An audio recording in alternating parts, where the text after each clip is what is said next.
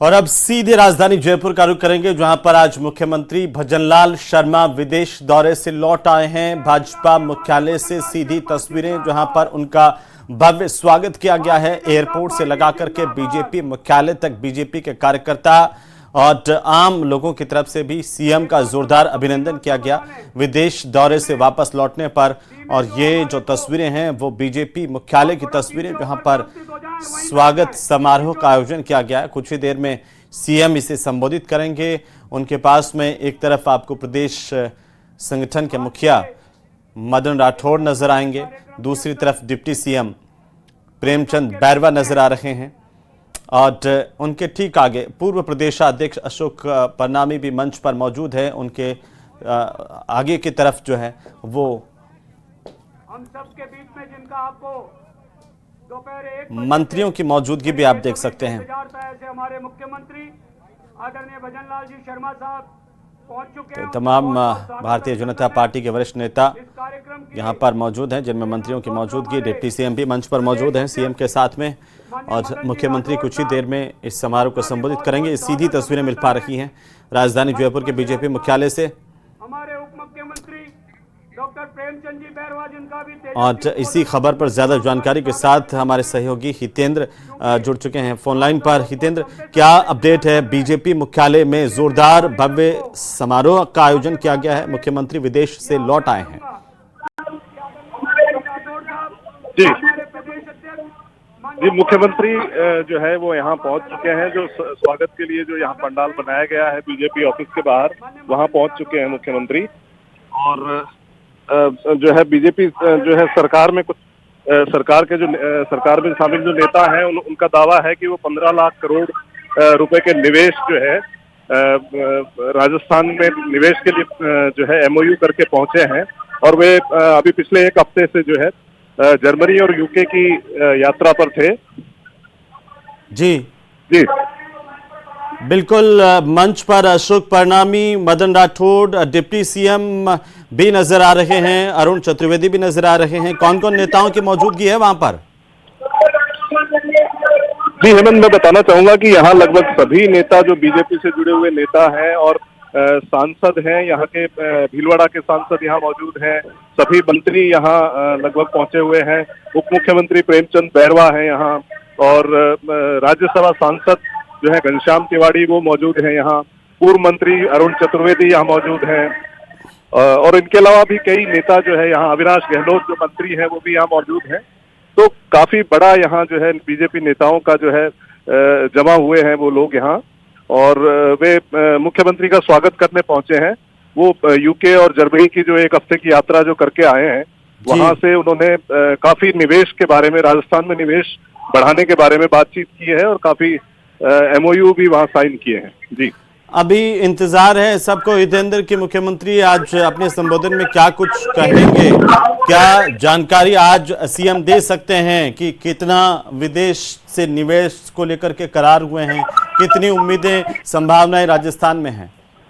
जी, मुख्यमंत्री जो यहाँ उद्बोधन देने वाले हैं उनमें खास तौर पे जर्मनी और यूके में जो उनकी बातचीत जो उद्योगपतियों से हुई है, जो यहाँ निवेश करने के इच्छुक हैं और जो जिनके साथ एमओयू हुए हैं, उसके बारे में भी बताएंगे। उनकी बॉडी लैंग्वेज से साफ ये देखा जा सकता है कि काफी कॉन्फिडेंट नजर आ रहे हैं वो। और जो है जो भारत के जो प्रमुख उद्योगपति हैं, वेदांता समूह के चेयरमैन, उन्होंने उनसे भी वो यूके में मिले थे और उन्होंने फिर से अपनी प्रतिबद्धता जो है 1 लाख करोड़ रुपए के निवेश की राजस्थान में, वो उन्होंने फिर से दोहराई है। और उनकी काफी बड़ा निवेश जो है राजस्थान में पहले से वेदांता समूह का चल रहा है, वो केयर एनर्जी के रूप में है। वेदांता समूह जो हिंदुस्तान जिंक लिमिटेड जो वेदांता समूह ने जो लिया था, वो जो है प्रमुख है इसमें। और भी आगे जो है उन्होंने अपनी प्रतिबद्धता को दोहराया है कि वो 1 लाख करोड़ रुपए का निवेश जो है राजस्थान में करने के लिए प्रतिबद्ध है।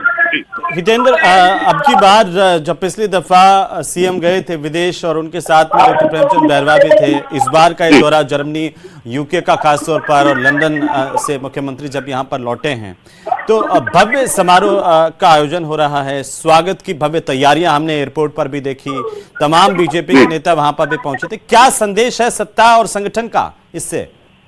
सत्ता और संगठन का इसमें साफ संदेश है कि जो प्रधानमंत्री मोदी का जो लक्ष्य है 2047 तक विकसित भारत बनाने का, उसी लक्ष्य को साधते हुए, उसी लक्ष्य पर चलते हुए जो है राजस्थान की सरकार भी आगे बढ़ रही है।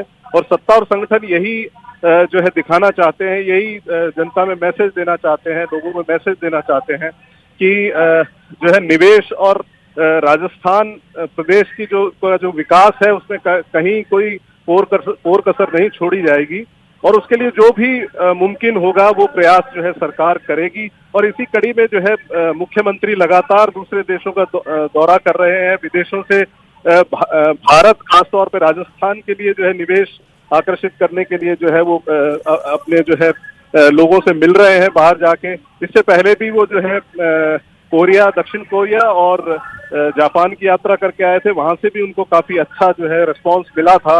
और खासतौर पे एक बात और बताना चाहूंगा कि वहाँ ऑलरेडी जो है राजस्थान में जापान का काफी निवेश है, जापानी जो है स्पेशल जोन है यहाँ राजस्थान में स्थित। उन्होंने एक और जो है दक्षिण कोरिया ने भी जो है एक अपना जोन बनाने की प्रतिबद्धता भी इनको वहां दिखाई थी। तो कुल मिलाकर बात यह है कि जो सत्ता और संगठन है वो राजस्थान की जनता को ये बताना चाहते हैं कि जो प्रधानमंत्री का मोदी का जो विजन है उसी को लेकर वो आगे बढ़ रहे हैं, और 2047 में देश ही नहीं राजस्थान भी जो है, राजस्थान को भी उसी पथ पर ले जाया जाएगा और ले जाया जा रहा है। जी हितेंद्र, ये मौका देखिए दो तरह से खास है। एक तो मुख्यमंत्री भारी निवेश के साथ में वापस लौटे विदेश से, और दूसरा है सामने चुनाव है, 7 सीटों पर उपचुनाव। तो ऐसे में क्या ये जो भीड़ है, ये नेताओं की मौजूदगी है, इसे बीजेपी में संगठन में शक्ति प्रदर्शन के तौर पर भी देखा जाए, क्योंकि ये बड़ा आयोजन है मदन राठौड़ के प्रदेशाध्यक्ष बनने के बाद? जी बिल्कुल, इसको उस तरह से राजनीतिक तरीके से भी इसको देखा जा सकता है। और इसमें एक बात और मैं बताना चाहूंगा कि यहाँ कई प्रत्याशी जो अभी घोषित किए हैं, 7 में से 6 सीटों पर जो बीजेपी ने प्रत्याशी घोषित किए हैं, उसमें से कई प्रत्याशी यहाँ मौजूद हैं। मेरी बात भी जो है जगमोहन मीणा जो जिनको टिकट मिला है, डॉक्टर किरोड़ी लाल के भाई हैं, जिनको दौसा से, और मंत्रिमंडल के समस्त सदस्य, सम्माननीय विधायक, जनप्रतिनिधिगण, नौजवान साथियों, बहनों, वैसे आदरणीय भजनलाल जी शर्मा साहब के बारे में आप जानते हैं कि हम सब में से ही और आप आगे बढ़ करके और राजस्थान के सम्मानीय मुख्यमंत्री बने हैं। इसलिए आदरणीय भजनलाल जी शर्मा ये सब जानते हैं कि राजस्थान के इलाके में किस प्रकार की जरूरत है, राजस्थान में किस प्रकार विकास के और आयाम स्थापित किए जा सकते हैं। हम सब के बीच में से ही निकले, प्रत्येक क्षेत्र के कण कण से वाकिफ, किस इलाके को किस प्रकार का विकास चाहिए, किस प्रकार से यहाँ के आम नागरिक का जीवन स्तर ऊंचा उठाने की जरूरत है, किस प्रकार का रोजगार हमारे युवाओं को चाहिए, यह इन सब के मन में है। और इस बात को ध्यान में रखते हुए इन्होंने कई प्रयत्न किए। यह आप सब जानते हैं, क्या आवाज नहीं आ रही है क्या पीछे? ये आप सब जानते हैं कि इन्होंने मुख्यमंत्री बनते ही कई ऐसे काम किए जिनकी राजस्थान की जनता को सख्त जरूरत थी, और उन सबको ध्यान में रखते हुए आपने कई ऐसे काम किए। आप सब जानते हैं, ये अपनी बात अपने मुखारबिंद से कहेंगे, चाहे ईआरसीपी का काम हो, चाहे डब्ल्यूआरसीपी का काम हो, चाहे हरियाणा से पानी लाने का काम हो, चाहे राजस्थान में औद्योगिक विकास का काम हो, चाहे रोजगार का काम हो। आम आदमी को रोजगार की आवश्यकता है, उसके लिए जो इन्होंने प्रयास किया ये आप सबके सामने है।